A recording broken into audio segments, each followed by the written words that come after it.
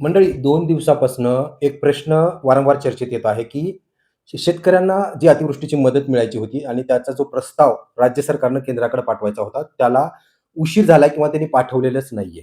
मग अशातच स्वाभाविक आहे, जनतेचं किंवा राज्यातील शेतकऱ्यांचं आक्रोश येणारच सरकारवरती किंवा सत्ताधाऱ्यावरती, की आज जी अवस्था शेतकऱ्यांची आहे आणि त्याचा कुठेतरी उभं राहण्यासाठी त्याला आर्थिक बळाची गरज आहे आणि अशातच जर राज्य सरकार इतकं दिरंगाई करत असेल त्याच्या कामामध्ये, तर संताप तर होणारच.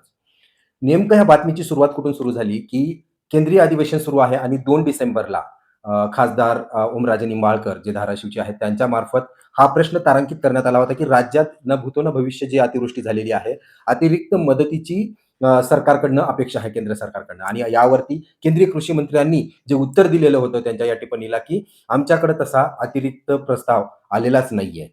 मग या उत्तरावरती काल दिवसभर बातम्या चालल्या आणि कुठेतरी जे सध्या महाराष्ट्रात निवडणुकीचं वातावरण आहे आणि प्रत्येक गोष्टीचा फायदा कसा घ्यायचा किंवा आपली पोळी कसं भाजून घ्यायचं, ते सत्ताधारी आणि विरोधक करतच राहतात. पण याच्यात पिसला जातो किंवा ज्याची दिशाभूल केली जाते ती म्हणजे गरीब जनता आणि या केसमध्ये शेतकरी.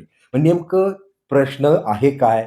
खरंच राज्य सरकार इतकं बिनधास्त झालं होतं, की त्याला अ, प्रस्ताव पाठवायची गरज भासली नाही किंवा एवढं दुर्लक्षित केलेलं आहे का? निवडणुकीच्या या गर्दीमुळं शेतकऱ्याला मदत करायला उशीर होत आहे का? राज्याच्या मुख्यमंत्र्यांना विचारलं असता त्यांनी सांगितलं आहे, की आपण 2 आठवड्यापूर्वीच प्रस्ताव पाठवलेला आहे. मग ते नेमकं काय आहे?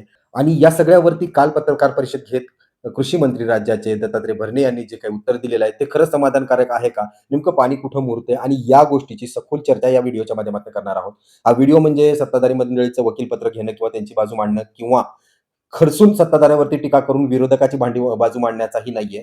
सत्य परिस्थिती काय आहे आणि दिशाभूल कशाप्रकारे होऊ शकते, ही होण्यापासून वाचवण्यासाठीच हा प्रयत्न आहे. त्यामुळे व्हिडिओ शेवटपर्यंत पहा आणि तुमच्या त्या शेतकरी मित्रांपर्यंत माहिती पोहोचवा, ज्यांना की संभ्रमाची अवस्था निर्माण झालेली आहे. चला तर मग माहितीला सुरुवात करूया.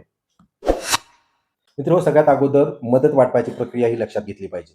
जेव्हाही अतिवृष्टी किंवा पूर परिस्थिती किंवा दुष्काळ होतो, तर तातडीनं मदत मिळणं गरजेचं असतं. आता ती तातडीनं मदत मिळण्यासाठी राज्य सरकार आणि केंद्र सरकार याने आपत्ती व मदत विभागामार्फत एक खातं तयार केलेलं असतं आणि त्यामध्ये काही फंड्स ठेवलेले असतात.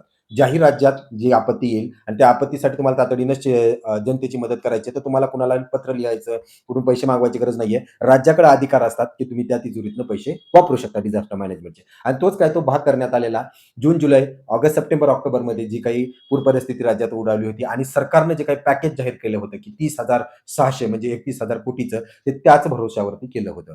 आता ज्या पॅकेज जाहीर झालं, जी-आरही निघाले. मदत कितपत पोहोचली हा भाग वेगळा आहे. परंतु प्रक्रिया आपण पाहूया.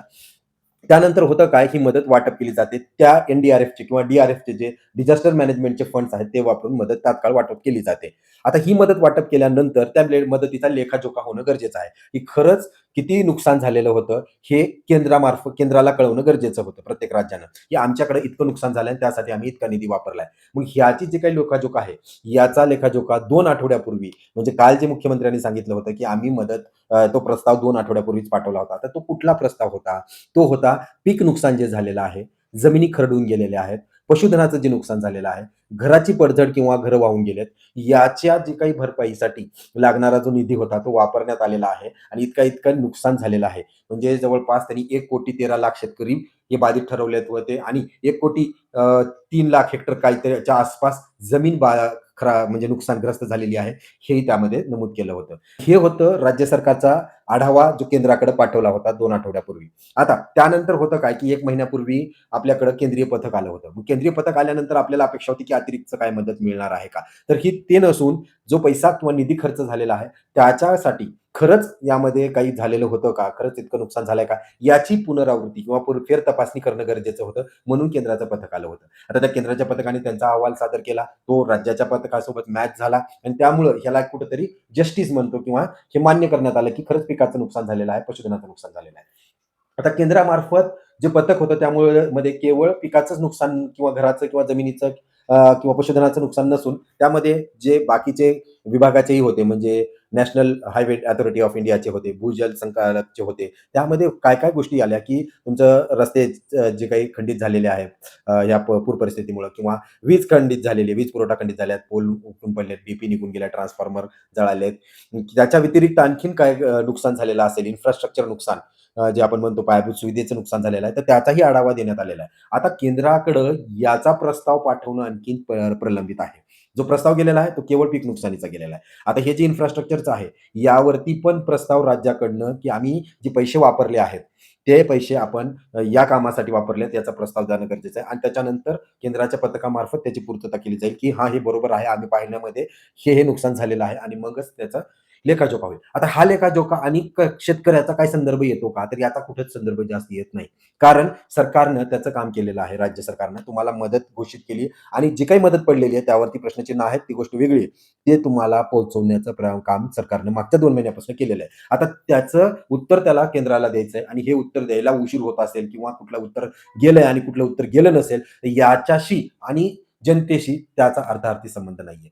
मग आता संबंध काय आहे? हा वाद कशामुळे पेटलाय? ते आपण थोडक्यात पाहून घेणार आहोत. सगळ्यात महत्त्वाचं म्हणजे यामध्ये छोट्याशा गोष्टी आहेत, ज्या लक्ष देणं गरजेचं आहे. केंद्रानं जे सांगितलंय आणि ओमराजे निंबाळकर यांनी जो प्रश्न विचारलेला आहे खासदार साहेबांनी, की जी भूतो-न-भविष्य परिस्थिती राज्यामध्ये झालेली आहे आणि तुम्ही दरवर्षीच्या निकषाप्रमाणे जर मदत देत असाल, तर ती मुदत तुटपून जी आहे ती पुरणार नाहीये. म्हणून आम्हाला अतिरिक्त मदत द्यावी. मग यावरती उत्तर कृषी मंत्र्याने, केंद्रीय कृषी मंत्र्यांनी सांगितलं, की "अरे बाबांनो, तुमचं अतिरिक्त जी मागणी करताय त्याचा प्रस्तावच अतिरिक्त आमच्याकडे आलेला नाहीये." मग यावरनं हे रणसंग्राम पेटलेला आहे, की केंद्र सरकारकडं राज्य सरकारने प्रस्तावच पाठवला नाही. आपण प्रस्ताव कुठला नाही पाठवला, अतिरिक्त मदतीचा प्रस्ताव नाही पाठवला. मग ह्याबद्दल जर सखोल चौकशी करण्यात आली, तर केंद्रातले सत्ताधारी मंडळी हेच उत्तर देतील, की आम्ही आमची जी प्रक्रिया आहे ती करतच आहोत आणि तेही कालच्या पत्रकार परिषदेत दत्तात्रय भरणे यांनी सांगितलं होतं, की तुमचा आणि त्याचा संबंधच नाहीये. आम्हाला जे काही प्रस्ताव पाठवणार आहे त्यानंतर ते केंद्र सरकार जे बजेट देणार आहे ते राज्यासाठीच देणार आहे आणि आम्ही आमचं काम ऑलरेडी करून टाकलेलं आहे. आता यावरती कितीपट लोकांना विश्वास बसतोय, त्यांच्या किती सत्व-विवेक बुद्धीला पटतोय, हा भाग वेगळा आहे. आता त्यामध्ये दुसरा प्रश्न आहे, की मग अतिरिक्तच्या प्रस्तावाचं काय होणार? मग ह्या 2 प्रस्तावानंतर मग जर अतिरिक्तचा प्रस्ताव हे देणं खरंच गरजेचं आहे. याकडं सरकारचं काय म्हणणं आहे? त्याबद्दल आणखीन कुणी विचारलं नाही आणि मुख्यमंत्री देवेंद्र फडणवीसजी यांनी आणखीनही त्याबद्दल काही सांगितलेलं नाहीये. आणि जर का अतिरिक्त मदत मागायचीच असेल, तर ज्याप्रमाणे हा प्रस्ताव सादर केलाय, अतिरिक्तचा प्रस्तावही सादर करावा लागेल. म्हणजे काय, तर विनंती करणं गरजेचं आहे, की आमच्याकडं तुम्ही दिलेल्या पैशापैकी किंवा दरवर्षी जे आपण नुकसानग्रस्त म्हणतोय, तितकं नुकसान नसून त्यापेक्षा कितीतरी जास्त पटीत नुकसान झालंय आणि बाबांनो आम्हाला जास्त मदतीची गरज आहे. मग हे ज्यावेळेस प्रस्ताव केंद्रात जातील, केंद्रातनं पथक येईल आणि खरंच अतिरिक्त झालंय का ते पाहील किंवा मागच्या वेळेस जे केंद्राचं पथक आलंय त्यामध्ये अतिरिक्त दिसतोय का, उद्रेक दिसतोय का, हे जर मान्य झालं, तर अतिरिक्तची मदत काय ती मिळू शकते. पण याला काळ लागणार आहे, वेळ लागणार आहे. कधी होईल काही सांगता येत नाही. तर ही होती सध्या सत्य परिस्थिती, की प्रस्ताव कोणता नेमका प्रलंबित राहिलेला आहे. आशा करतो यामुळं तुमचं काहीतरी जे गोंधळ निर्माण झाला होता, तो दूर होणार आहे. अशाच नवनवीन अपडेट्ससाठी चॅनलला सबस्क्राईब करायला विसरू नका. धन्यवाद.